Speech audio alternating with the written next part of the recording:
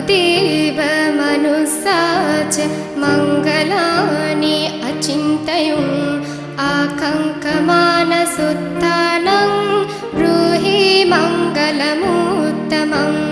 ब्रूहि मङ्गलमुत्तमम् असेवना च बालानां पण्डितानां च सेवना पूजा च पूजनीयानां एतं मङ्गलमुत्तमम् एतं मङ्गलमुत्तमम् पतिरुपदेशवासो च पुप्पे जगत् पुण्यता अर्थसम्पन्निधि च एतं मङ्गलमुत्तमम् एतं मङ्गलमुत्तमम् बहुसत्यं च सिद्धं च विनयो च सुशिक्षितो सुभाषिता च या वाचा एतं मङ्गलमुत्तमम् एतं मङ्गलमुत्तमम्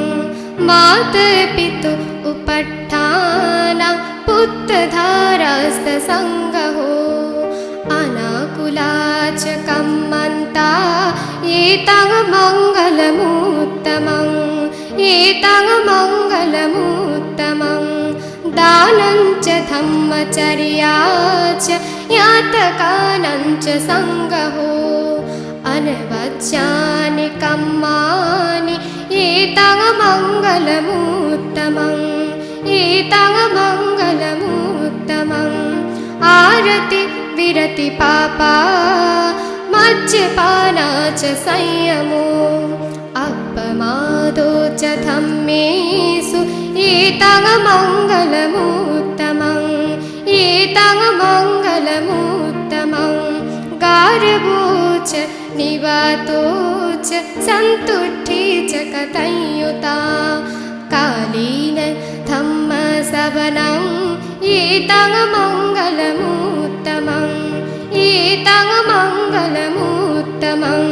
खन्ति च सुवचसता समनानां च दर्शनं कालेन धम्मसाकच्छा एतं मङ्गलमुत्तमम् एतं मङ्गलमुत्तमम् तपो च ब्रह्मचर्यं च आर्यसज्जनदर्शनं निम्बानसज्जक्रिया च एतं मङ्गलमुत्तमम् एतं मङ्गलमुत्तमम् पुट्टस्य लोकधम्मेः चित्तं यस्य न कम्पति अशोकं विरजं क्षेमम्